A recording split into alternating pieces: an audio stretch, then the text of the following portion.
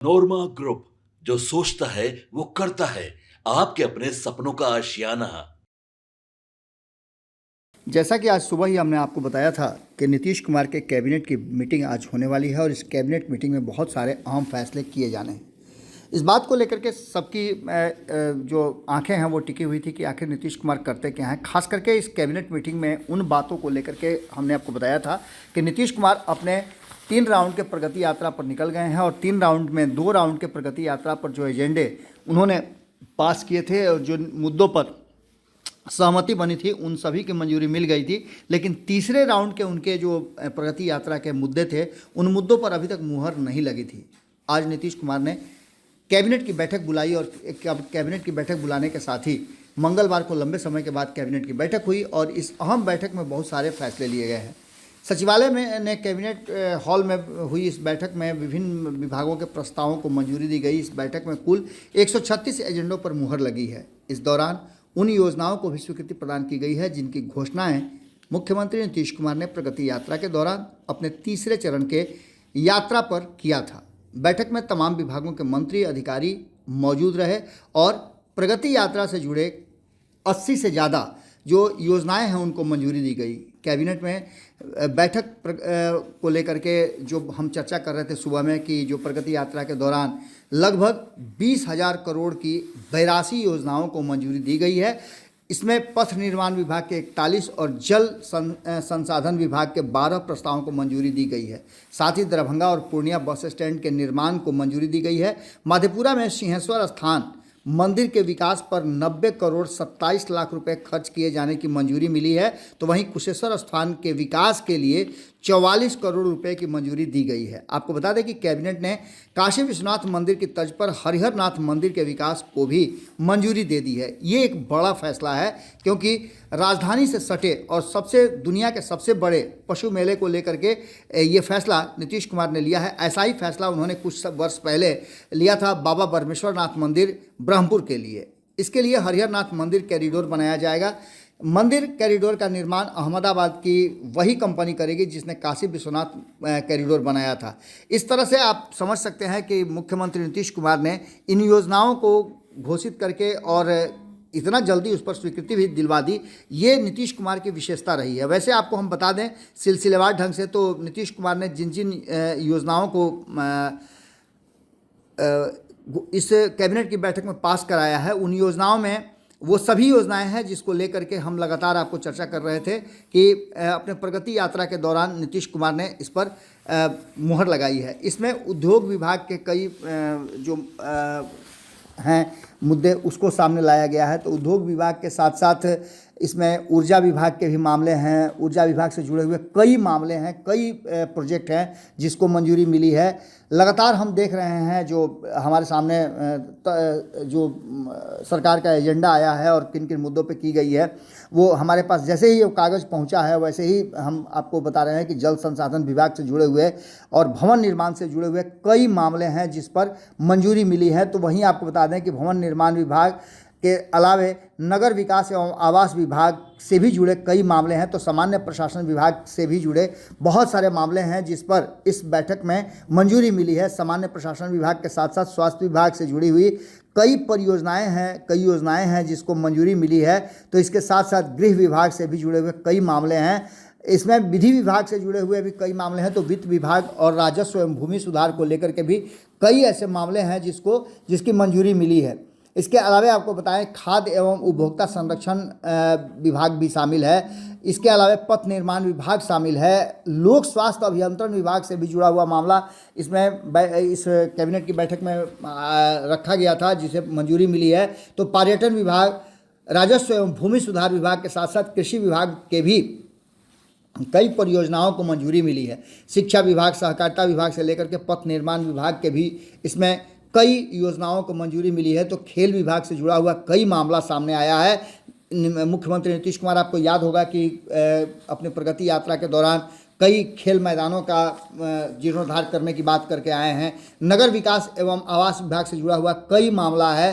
तो वहीं आपको बताएं कि जो हम देख पा रहे हैं कि 52वें जो मुद्दे हैं उनमें शिक्षा विभाग से जुड़ा हुआ है, 53वां शिक्षा विभाग से जुड़ा हुआ है, 54वां जो है नगर विकास एवं आवास विभाग से जुड़ा हुआ है, 56वां भी नगर विकास आवास विभाग से जुड़ा हुआ है। इसके अलावा आपको बता दें कि 56 से लेकर के 58 तक नगर विकास विभाग का जो मामला है उसको लेकर के मंजूरी मिली है। तो ग्रामीण कार्य विभाग का 59वां है। इसके अलावा आपको बता दें कि ग्रामीण कार्य विभाग के और भी कई मुद्दे हैं। पर्यटन विभाग से जुड़ा हुआ कई ऐसी बातें सामने आई हैं। पर्यटन विभाग को लेकर के भी आपको याद होगा कि प्रगति यात्रा के दौरान मुख्यमंत्री नीतीश कुमार ने कई जगहों पर बस स्टैंड और अन्य चीज़ों के सुधार की बात की थी, निर्माण की बात की थी। इसको भी लेकर के लगातार करीब 8-9 ऐसे नज़र आ रहे हैं जो पर्यटन विभाग से जुड़े हुए मामले हैं। ऊर्जा विभाग का पहले भी हमने बताया, उसके बाद भी ऊर्जा विभाग से जुड़े हुए माननीय मुख्यमंत्री प्रगति यात्रा के दौर क्रम में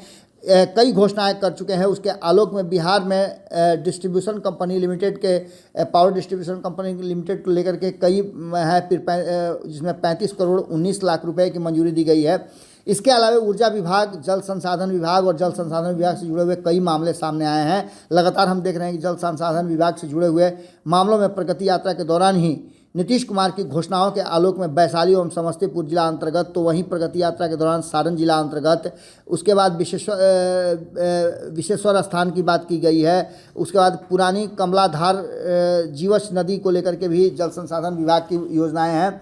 प्रगति यात्रा के दौरान वैशाली में कई योजनाएं हैं, रक्सौल से जुड़ी हुई योजनाएं हैं, सिमरिया घाट को लेकर के है, बाढ़ नियंत्रण प्रमंडल को लेकर के है, मुजफ्फरपुर से जुड़ी हुई कई मामला है, बेगूसराय से जुड़े हुए मामला है। इसके अंतर्गत आपको बता दें कि प्रगति यात्रा के से संबंधित ही अपर किउल जलाशय परियोजना मुख्य नहर को लेकर के भी मामला सामने आया है, जिसमें 19.60 किलोमीटर तक नहर का पुनर्स्थापना एवं लाइनिंग कार्य किए जाने की बात की जा रही है। इसके बाद स्वास्थ्य विभाग से जुड़े हुए कई मामले हैं। प्रगति यात्रा के दौरान ही राज्य के खगड़िया जिला में राजकीय चिकित्सालय, महाविद्यालय एवं अस्पताल के निर्माण की बात की गई थी। तो प्रगति यात्रा के दौरान ही अररिया जिले में कई योजनाएं थी। उसके बाद मद्य निषेध उत्पाद विभाग को भी लेकर के कई योजनाएं थी।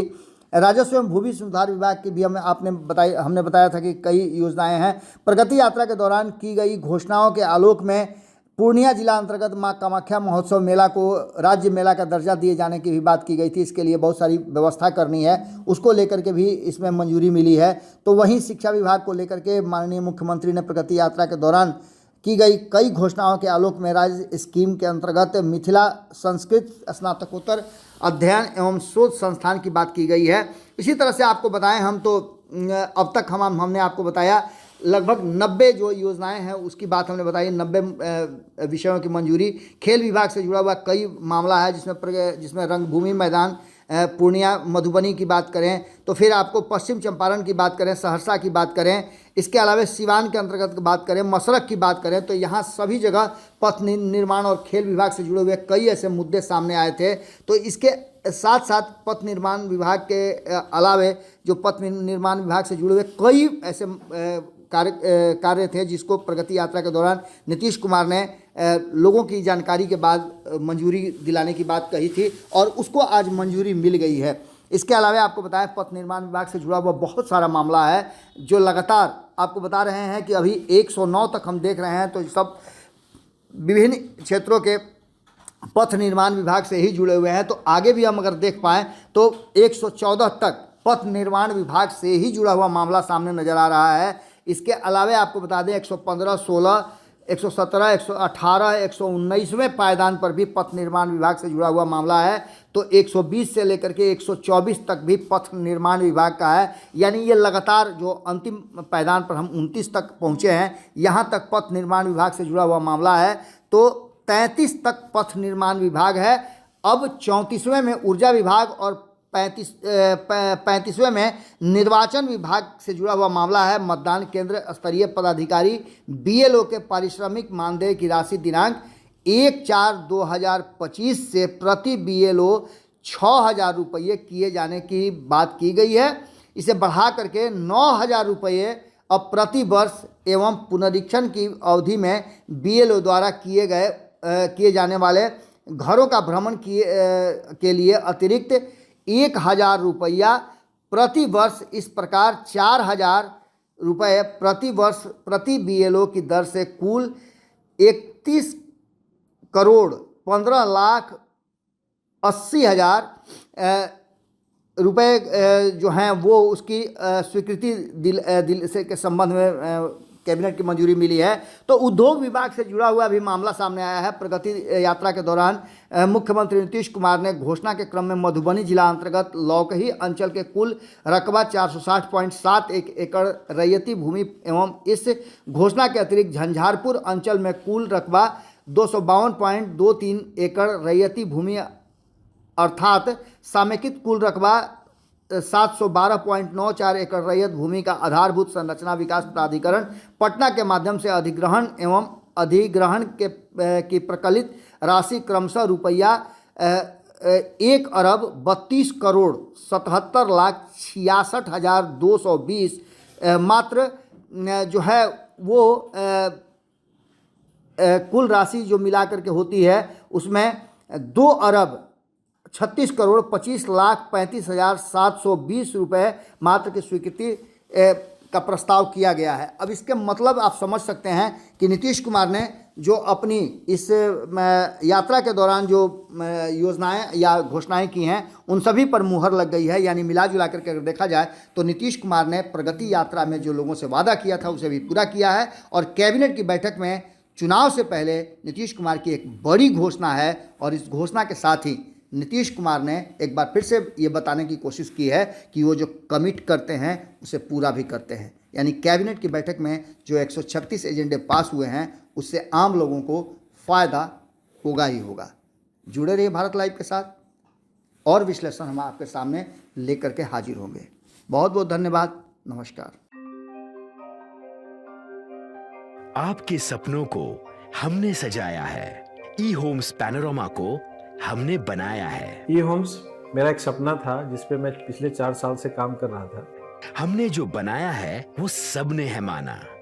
ई होम्स पैनोरमा में हो आपका भी आशियाना। और फाइनली हमने 2021 में इस प्रोजेक्ट को लॉन्च किया। बहुत लोग अप्रिशिएट कर रहे हैं कि पूर्णिया जैसे शहर में, बिहार के, एक तो बिहार की बात करें उसमें भी पूर्णिया जैसे छोटे जगह में इस तरह का लाइफस्टाइल देना, ये सुन के हम लोगों को बहुत अच्छा लगता है। ई होम्स में हमने कुछ और भी किया है, जैसे हम जिस जगह में रह रहे हैं हमारे फैमिली सिक्योर हो, उनको सिक्योरिटी का ध्यान में रखा है। आपकी सुविधा और सुरक्षा आपके लिए खास है, ये आपका विश्वास है। इसमें आर्टिफिशियल इंटेलिजेंस का 7 लेयर सिक्योरिटी का हमने इस्तेमाल किया है। लस ग्रीन कैंपस को बनाया है। यदि हमारा बाउंड्री वाल है तो वो वर्टिकल गार्डन है। ये जितनी भी फैसिलिटी होता है एक इंटरनेशनल टाउनशिप में ई होम्स है, ये हम लोग विश्वास नहीं कर पा रहे हैं। जो भी हमारे मित्र दोस्त या जो भी हमारे बाहर के बाहर आते हैं तो हम लोगों को बहुत अच्छा सुनने को मिलता है और बहुत अच्छा क्रेडिट मिल रहा है। वो सारा हमने सिर्फ एक बिल्डिंग नहीं बनाया, हमें एक बहुत अच्छा लाइफस्टाइल दिया ई होम्स में, और मेरा एक सपना था जिसको मैं आज फुलफिल होते हुए देख पा रहा हूँ। ये आपका आवास है। ई होम्स पैनोरमा में अब आपका निवास है। E homes panorama, luxurious lifestyle redefined.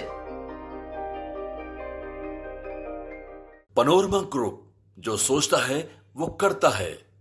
अगर ये वीडियो पसंद आई और वह बिहार के राजनीति और बिहारियत से सरोकार रखेनी तो सब्सक्राइब बटन दबा के चैनल के सब्सक्राइब कर ली। ओजे एगो घंटी बा, ओकरा बटन दबा देला से कुल सटीक और मारक खबर रुआ मुफ्त में मिल जाई। अगर रुआ पत्रकारिता के हमनी के नया प्रयोग में सहयोग कर चाहतानी तो ज्वाइन बटन दबा दी। पेटीएम नंबर नोट कर ली 9386 816 700।